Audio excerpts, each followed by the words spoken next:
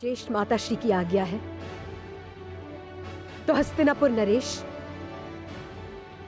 आपको क्षमा करने के लिए मैं धर्मराज युधिष्ठिर की स्वतंत्रता मांगती हूं। उन्हें दासता से मुक्त किया जाए ताकि मेरे पुत्र भी दास पुत्र ना कहलाए।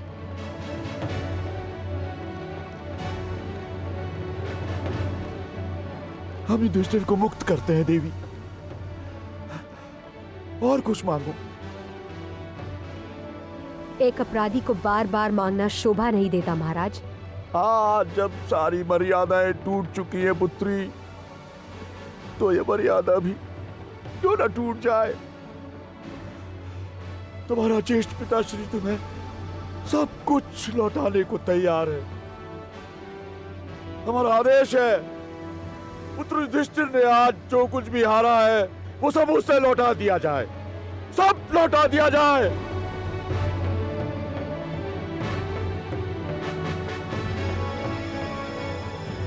ज्येष्ठ पिताश्री, आपने जो हम पर महान कृपा की है उसके लिए हम आपके आभारी हैं। अब हमारे लिए क्या क्या है?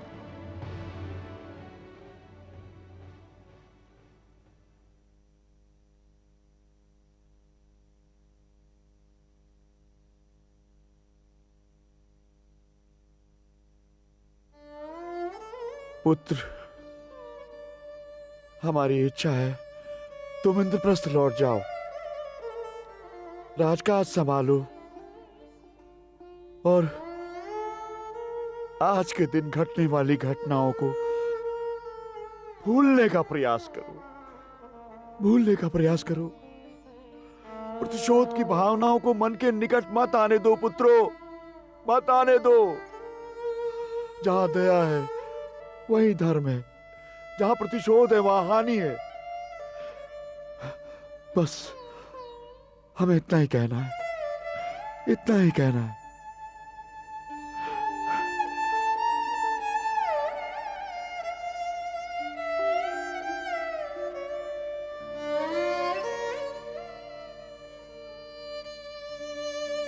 मत रो पुत्री, मत रो।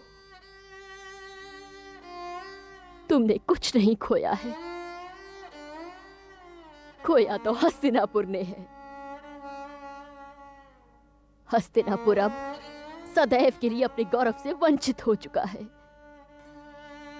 भरत वंश अब सदा के लिए कलंकित हो चुका है।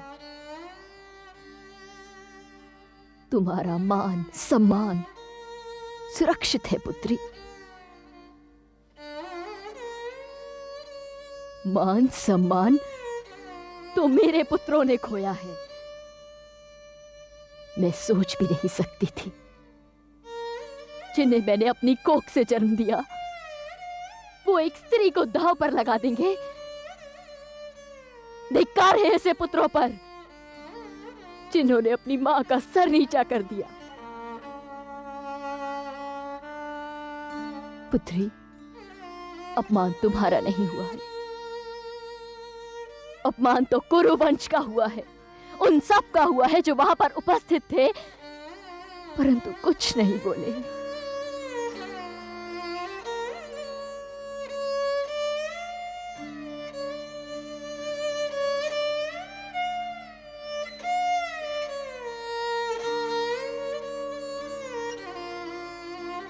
मत रो पुत्री, मत रो।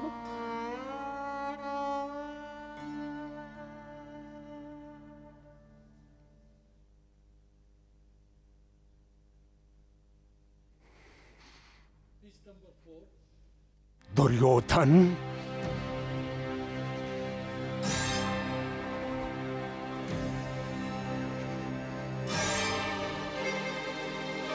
ये मैं क्या सुन रहा हूं? इतना सब कुछ,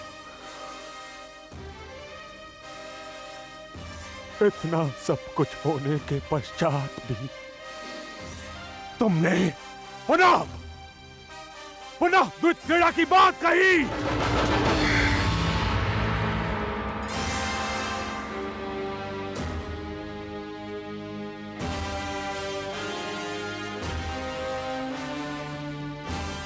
हाँ पितामह, मैं एक बार, केवल एक बार और खेलना चाहता हूं। किंतु क्यों? क्यों पात्र, क्यों? इतने अनर्थ के उपरांत भी मैं हर अनर्थ सहन कर सकता हूं पितामह, हर अनर्थ सहन कर सकता हूं, किंतु मैं ये सहन नहीं कर सकता कि मैं सब कुछ जीत कर भी सब कुछ हार जाऊं।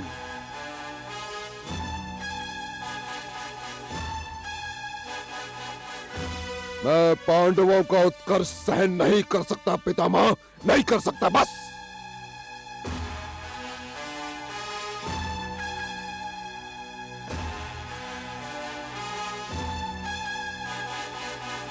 मेरे सम्मुख केवल दो ही विकल्प हैं पितामह, या तो वही इंद्रप्रस्थ पर आक्रमण करके उसे जीत ले पितामह,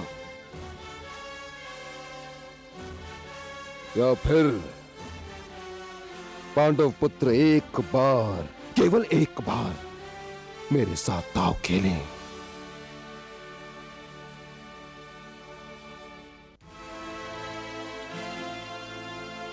और इस बार जो हारेगा वो 12 वर्ष वन में बिताएगा और 1 वर्ष अज्ञातवास में, और जो अज्ञातवास में पहचाना जाएगा वो पुनः 12 वर्ष वन में बिताएगा पितामह।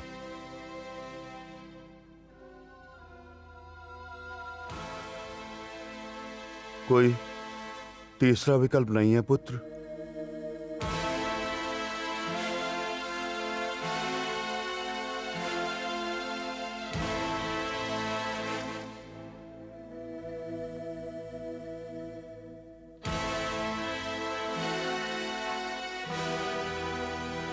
है पिताश्री, है।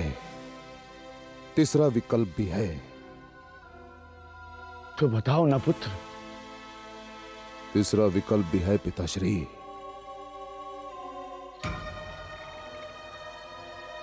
कि मैं अपने हाथों से अपने प्राण ले लूं। नहीं पुत्र, नहीं। तो फिर महाराज धृतराष्ट्र, एक क्षत्रिय होने के नाते आपको युद्ध का विकल्प अवश्य चुनना चाहिए। नहीं दाक्षिणी, नहीं, युद्ध नहीं।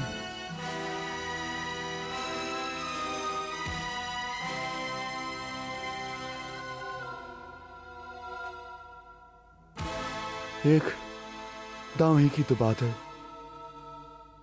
हमारे विचार में पुत्र दुर्योधन का प्रस्ताव इतना कुछ बुरा भी नहीं है ताजश्री, इतना कुछ बुरा भी नहीं है।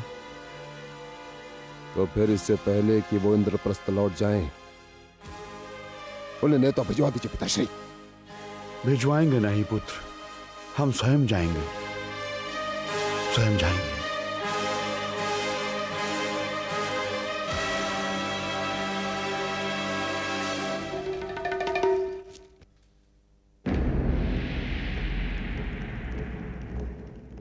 पांचाली, तुमने अभी तक अपने केश नहीं गूंथे?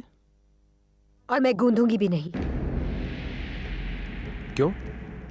ताकि इस युग का सर्वश्रेष्ठ धनुर्धर यह न भूल पाए कि इन केशों को किसी के अपवित्र हाथों ने छुआ था।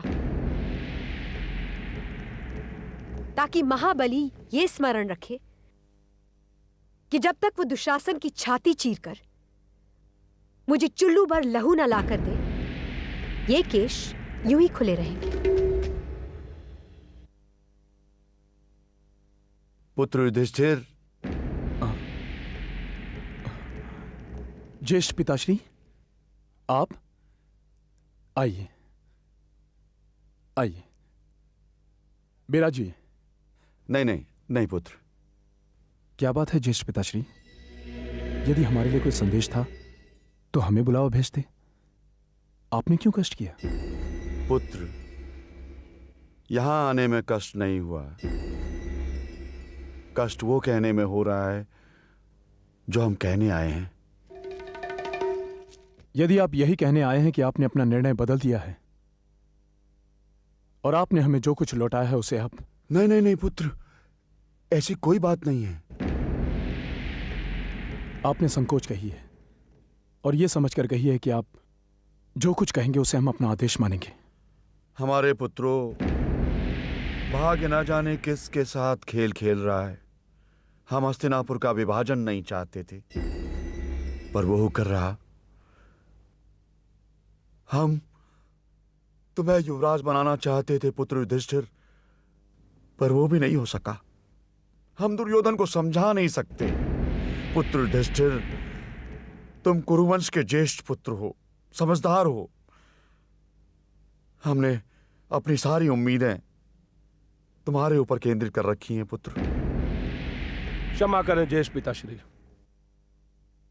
परंतु मुझे ऐसा लगता है कि आप जो कहने आए हैं वो कह नहीं रहे हैं। आप हमें आज्ञा दीजिए पिताश्री, हमें करना क्या है? दुर्योधन केवल एक बार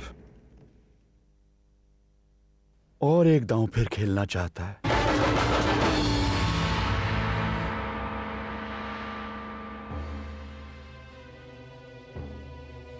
ज्येष्ठ पिताश्री, एक बार फिर? नहीं पुत्री, नहीं। इस बार वो चाहता है कि जो हारे वो 12 वर्ष का वनवास ले ले और 1 वर्ष का अज्ञातवास। और इसमें तो कोई भी हार सकता है। क्या इस बार भी पांसे गांधार नरेश फेंकेंगे? इसका उत्तर तो पुत्र दुर्योधन ही दे सकता है। हाँ, किंतु मुझे मेरा उत्तर मिल गया। तुम्हारा उत्तर क्या है पुत्र? मैं इसे अपने अनुज दुर्योधन की इच्छा से अधिक अपने ज्येष्ठ पिताश्री का आदेश मानूंगा। उस ज्येष्ठ पिताश्री का जिसने हमें सब कुछ हारा हुआ लौटा दिया।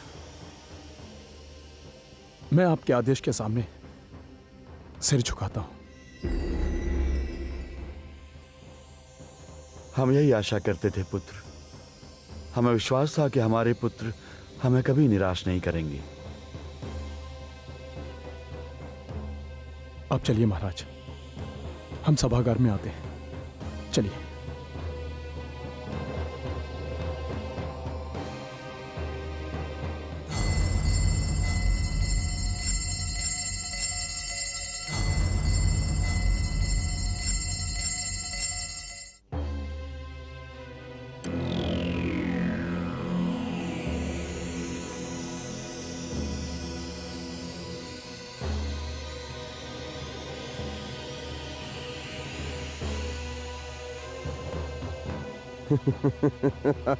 मांगो भांजे मांगो। मुझे 12 चाहिए मामा श्री। अवश्य मिलेगा। मेरे प्यारे सैनिकों, अपनी गति से दौड़ो, दौड़ो। 12 12 12 ये 12।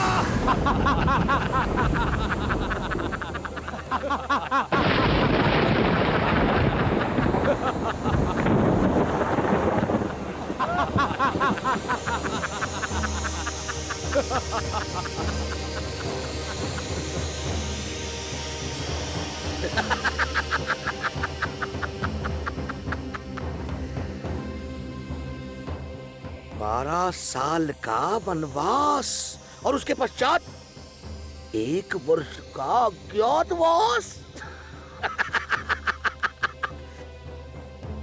अब जीते भांजे, अब जीते। हाँ।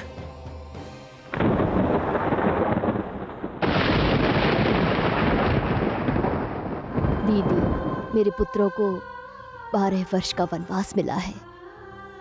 जानती हूं सखी, अनर्थ ने कदाचित हमारे घर का मार्ग देख लिया है। एक बार अनर्थ होने के पश्चात फिर उसी विनाशकारी द्यूत कीड़ा के निमंत्रण को स्वीकार करने की क्या आवश्यकता थी? भूल को यदि दोहराया जाए तो वो भूल नहीं रहती, पाप बन जाती है।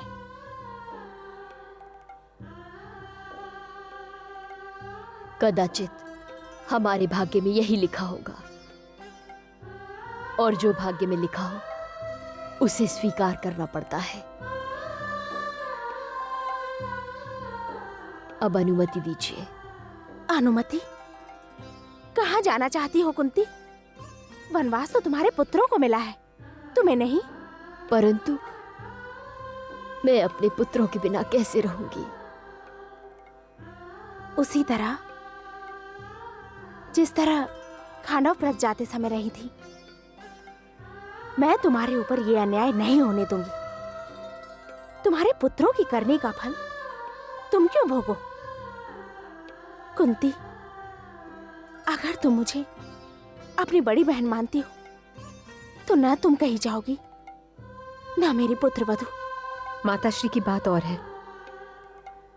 परंतु मैं नहीं रुक पाऊंगी ज्येष्ठ माताश्री। क्यों नहीं रुक सकती? मैंने इनके साथ सुख भोगे हैं। दुख और पीड़ा की इस घड़ी में यदि मैंने उन्हें छोड़ दिया तो ईश्वर मुझे कभी क्षमा नहीं कर पाएगा,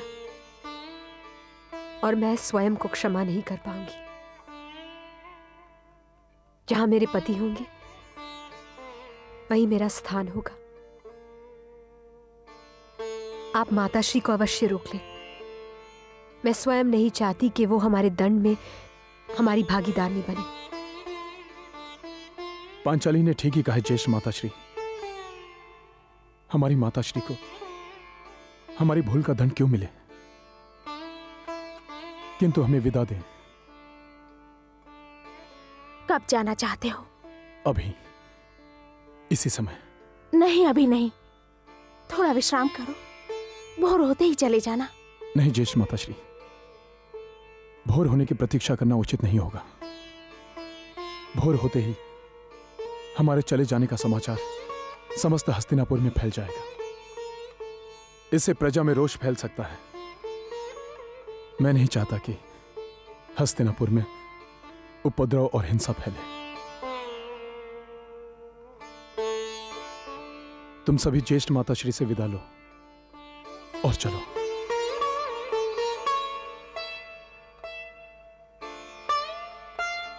पुत्री, 13 वर्ष तक तुम्हें देखे बिना कैसे रहूंगी मैं?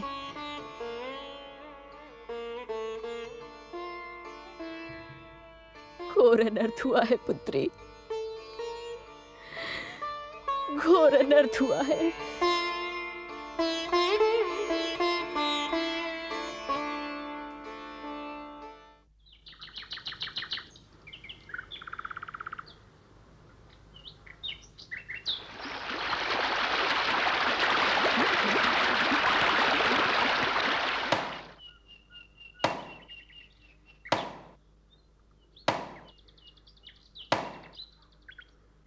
धर्मराज किधर है?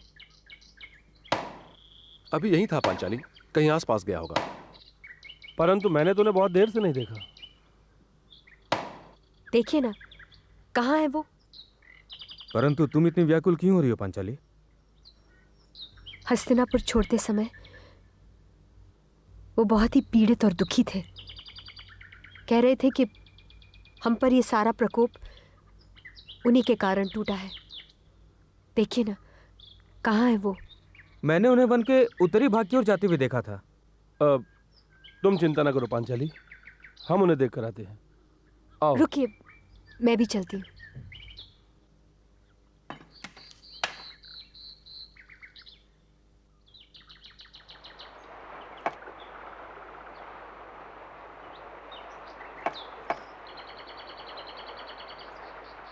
ये क्या कर रहे हो वत्स? अपनी समस्याओं का अंत महर्षि। आत्मदाह करके? हाँ, मैं ही तो हूं अपने परिवार की समस्याओं का कारण। मैं तुम्हारे कथन का विरोध नहीं करूंगा। कदाचित तुम सत्य ही कह रहे हो, किंतु वत्स, अपने जीवन का अंत करके तुम अपनी समस्याओं का अंत तो कर सकते हो, परंतु अपने परिवार की समस्याओं का अंत कैसे कर सकोगे? और यह भी तो संभव है कि तुम्हारे ना रहने पर तुम्हारे परिवार की समस्याएं और भी बढ़ जाएं। तो फिर मैं क्या करूं? सब कुछ तो हार चुका हूं, सब कुछ तो खो चुका हूं मैं। मुझे हर्ष है कि तुमने हारने और खोने को भाग्य का दोष नहीं माना। स्वीकार कर लिया कि तुम जो कुछ हारे हो स्वयं ही हारे हो, और तुमने जो कुछ खोया है स्वयं अपने हाथों से खोया है। परंतु आत्मदाह किसी समस्या का उपचार तो नहीं वत्स। किंतु महर्षि, वनवास के जीवन में जब नित्य दिन अपने भाइयों और पांचाली को दुख भोगते देखूंगा तो मुझे मेरी अंतरात्मा कटोचती रहेगी कि इनके दुखों का कारण मैं ही हूं। 13 वर्ष कुछ करने के लिए बहुत होते हैं वत्स। क्या करने के लिए? सत्य का संचय करने के लिए। कौन जाने इन 13 वर्षों में तुम्हें सब कुछ मिल जाए, और जब तुम वापस इंद्रप्रस्थ पहुंचो तो तुम एक नए मानव के रूप में हो, एक ऐसा मानव जिसे परम सत्य का ज्ञान हो। इंद्रप्रस्थ। 13 वर्षों में दुर्योधन ने इंद्रप्रस्थ की वो दुर्दशा की होगी कि उसे पहचाना भी कठिन होगा। और ये कौन कह सकता है कि 13 वर्ष के उपरांत हमें इंद्रप्रस्थ मिल जाए? अब तो हमें इंद्रप्रस्थ युद्ध के अतिरिक्त कोई और ढंग से नहीं मिल सकता। किंतु युद्ध के लिए सेना चाहिए होती है, बल की आवश्यकता होती है। नहीं भ्राताश्री, उससे भी कहीं अधिक साहस की आवश्यकता होती है, जिसकी हमारे पास कोई कमी नहीं है। स्मरण कीजिए भ्राताश्री, जरासंध युद्ध के पूर्व केशव ने हमसे क्या कहा था? यदि मंझले भैया और मैं उनके साथ जाएं तो उन्हें किसी भी सेना की आवश्यकता नहीं। तुम्हारा अपनी शक्ति एवं अपने साहस पर विश्वास प्रशंसनीय है पुत्रों, परंतु ये मत भूलो कि कौरवों की सेना में केवल दुर्योधन और दुशासन ही नहीं है। परिस्थितियों ने गंगा पुत्र भीष्म, द्रोणाचार्य, अश्वत्थामा, कृपाचार्य जैसे योद्धाओं को भी उनके पक्ष में कर दिया है। और ये भी मत भूलो कि अंगराज कर्ण भी उनके साथ है, जिसके पास पाशुपत अस्त्र भी है। और इन सब से युद्ध करने के लिए केवल साहस और विश्वास ही पर्याप्त नहीं है, अस्त्र शस्त्र की भी आवश्यकता होगी। तो महर्षि, आप ही हमें परामर्श दीजिए, ये अस्त्र शस्त्र हमें कैसे मिलेंगे? इसके लिए अर्जुन को भगवान शिव और देवराज इंद्र का आशीर्वाद प्राप्त करना होगा। उनसे दिव्य अस्त्र प्राप्त करने होंगे। महर्षि, मैं स्वर्गलोक जाऊंगा और देवराज से सारे अस्त्र शस्त्र प्राप्त करने की चेष्टा करूंगा, और हो सकता है कि भगवान शिव से युद्ध शिक्षा भी प्राप्त कर सकूं। मैं अभी जाना चाहता हूं महर्षि, और इस अभियान को पूर्ण करने के पश्चात मैं आप सभी लोगों से 5 वर्षों के उपरांत श्वेत पर्वत पर मिलूंगा। मैं अभी प्रस्थान करना चाहता हूं। जय हो, जय हो, विजयी भाव।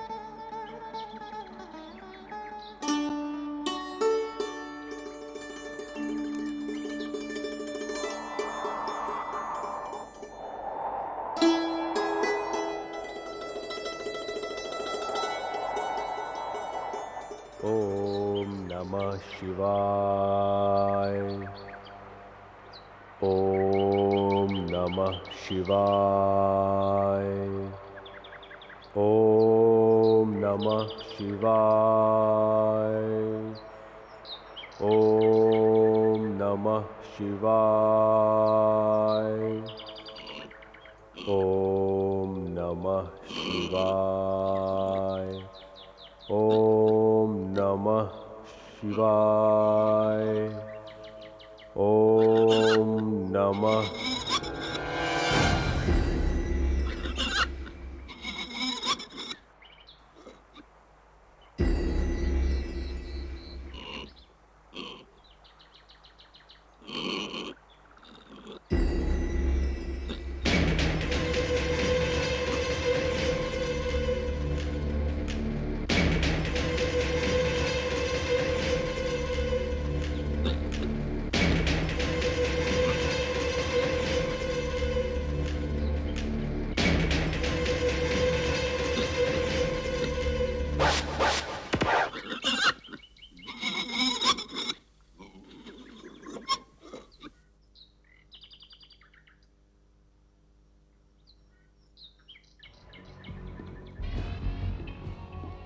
ये दूसरा बाण किसका हो सकता है? यह दूसरा बाण मेरा है और यह सूकर इसी बाण का लक्ष्य बना।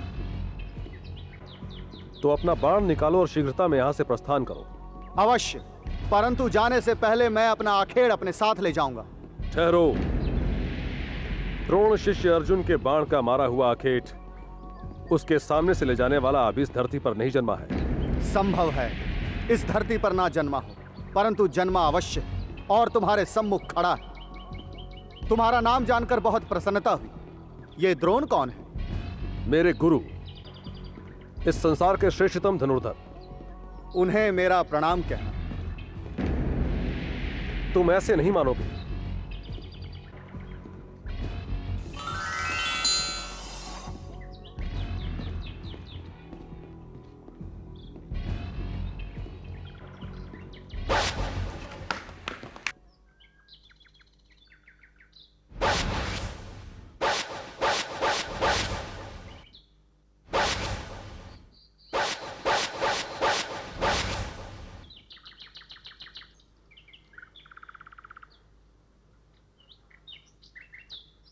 पितामह भीष्म, गुरु द्रोण और देवराज इंद्र के अतिरिक्त कुंती पुत्र अर्जुन की ऐसी दशा और कोई नहीं कर सकता। आप इन तीनों में से कोई नहीं है। मुझे लगता है कि आप भोलेनाथ हैं, क्योंकि मैं उन्हीं का जाप कर रहा था।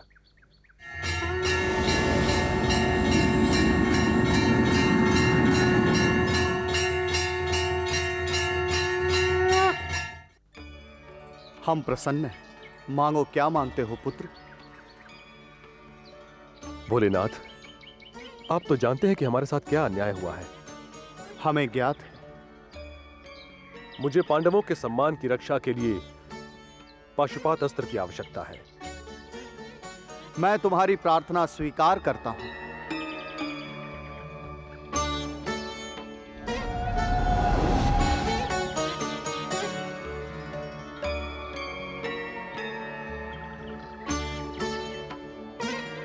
धन्यवाद भोलेनाथ। मैं आपसे एक बात और जानना चाहता हूं। पूछो। ऐसा ही पाशुपात अस्त्र अंगराज कर्ण के पास भी है। उसे इसकी प्राप्ति कैसे हुई? परशुराम द्वारा। परशुराम द्वारा?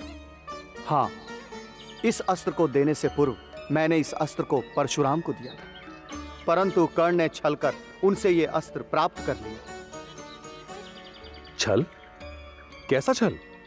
परशुराम केवल ब्राह्मणों को शिष्य बनाते थे। एक दिन कर्ण उनकी कुटिया में गए और अपने आप को ब्राह्मण बताया। परशुराम ने उन्हें अपना शिष्य बना लिया। परशुराम उनकी आस्था और लगन देखकर इतने प्रसन्न हुए कि उन्होंने उसे अपना पाशुपत अस्त्र प्रदान कर दिया। परंतु जब परशुराम को पता चला कि कर्ण ब्राह्मण नहीं है, यह वो दिन था जब परशुराम कर्ण के साथ अभ्यास करने के उपरांत उसकी जंघा पर सर रखकर थक कर विश्राम कर रहे थे।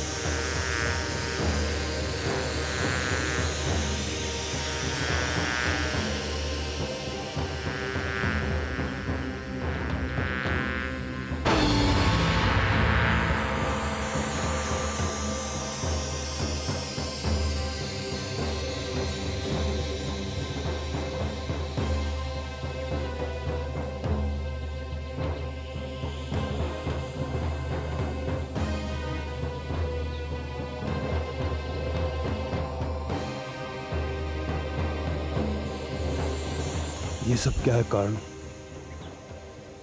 कुछ नहीं गुरुदेव, कोई कीड़ा था जिसने काट लिया। कीड़ा? तो तुमने उसे झटक कर फेंक क्यों नहीं दिया?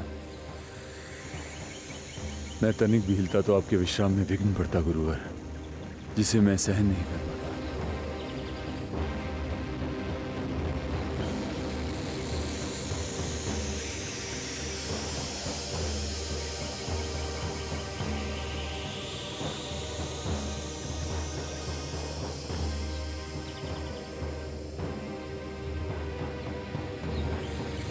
सच सच बताओ, तुम कौन हो?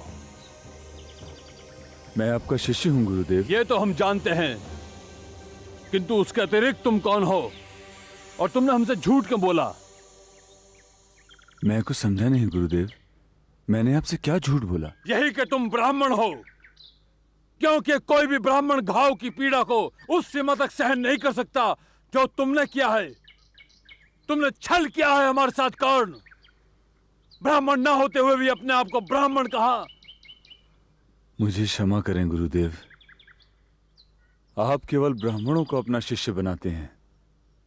मैं आपसे शस्त्र विद्या सीखना चाहता था गुरुदेव, किसी भी मूल्य पर आपका शिष्य बनना चाहता था, इसीलिए मुझे झूठ बोलना पड़ा।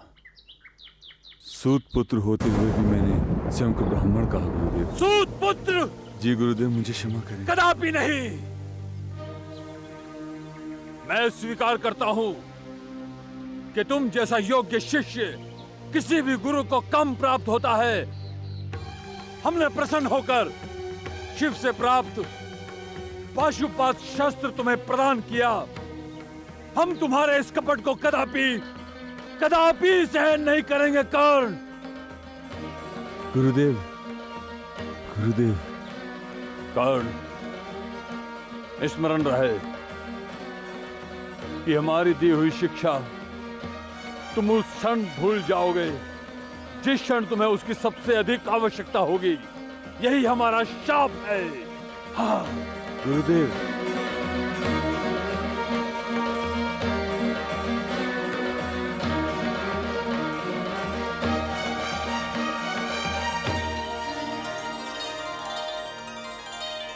परशुराम का श्राप सदैव कर्ण का पीछा करता रहेगा, परंतु यह भी सत्य है कि कर्ण इस वक्त उस अस्त्र का स्वामी है। धन्यवाद महादेव। अब तुम अलकापुरी जाओ और देवराज इंद्र से अस्त्र शस्त्र प्राप्त करो। तुम्हें आने वाले दिनों में इसकी आवश्यकता पड़ेगी। इंद्रप्रस्थ की स्थापना के पूर्व देवराज इंद्र ने मुझे अलकापुरी आने का निमंत्रण दिया था भोलेनाथ। तब तो तुम्हें वहां अवश्य जाना चाहिए, परंतु तुम उन्हें वहां यह कहना कि तुम यहां पर नृत्य और गायन सीखने आए हो। जैसी आपकी आज्ञा भोलेनाथ।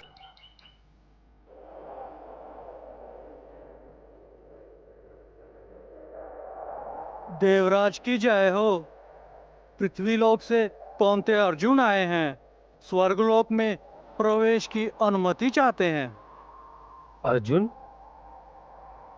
तो वो आ ही गया। उसे संपूर्ण आदर और सम्मान से यहां ले आओ। जो आज्ञा देवराज। अर्जुन मेरा अंश है देवी। वो यहां पहली बार आ रहा है। उसका स्वागत इस प्रकार होना चाहिए कि वो कभी भूल न पाए। वो यहां नृत्य और गायन सीखने आया है। जो आज्ञा।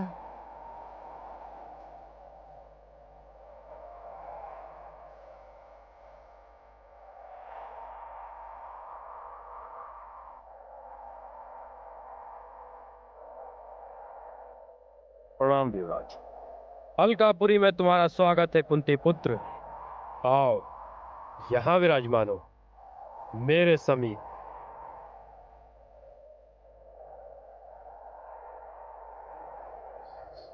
तुमने बहुत थोड़े समय में इस कला में निपुणता प्राप्त कर ली है, जिसे प्राप्त करने में दूसरे कई कई वर्ष लगा देते हैं। देवी, जिसे आपकी शिष्यता प्राप्त हो, यदि वो इतना भी ना सीख पाए तो उसे इन कलाओं का नाम लेने का भी अधिकार नहीं। ये सब तो आपकी कृपा है देवी। मेरा नाम उर्वशी है। तुम मुझे देवी क्यों बुलाते हो कुंती पुत्र? देवी को देवी न कहूं तो और क्या कहूं? आपने मुझ पर जो उपकार किया है उसे मैं चुकाना भी चाहूं तो नहीं चुका सकता। मैं इससे सहमत नहीं हूं। यदि तुम चुकाना चाहो तो अवश्य चुका सकते हो। हाँ, यदि तुम ना चुकाना चाहो तो और बात है। मैं कुछ समझा नहीं देवी, भला मैं कैसे चुका सकता हूं?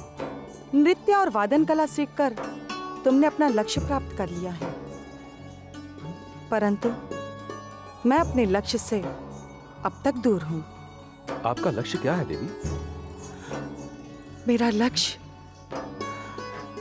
तुम हो अर्जुन। मुझे अपनी बाहों में ले लो, मुझे अपना लक्ष्य प्राप्त हो जाएगा। नहीं देवी नहीं, ये दुस्साहस मैं नहीं कर सकता। आप तो मेरे लिए माता के समान हैं। माता? तुमने मुझे माता कहा? स्मरण कीजिए देवी, मेरे पूर्वज पुरुवंश आप पर मोहित हो गए थे और आप दोनों ने बहुत समय साथ में व्यतीत किया था। और मैं देवेंद्र का अंश हूं, तो आप मेरे लिए माता के समान हुई। स्वर्ग लोक की अप्सरा न किसी की माता होती है न पत्नी। किंतु पृथ्वी लोक का वासी किसी का पुत्र भी हो सकता है और किसी का पति भी। और मैंने सदैव ही आपके अंदर माता कुंती और माद्री का अंश देखा है। तुमने मेरी कोमल भावनाओं का तिरस्कार कर दिया है। मैं तुम्हें श्राप देती हूँ, आज से तुम नपुंसक और किन्नर बन जाओगे। हाँ? देवी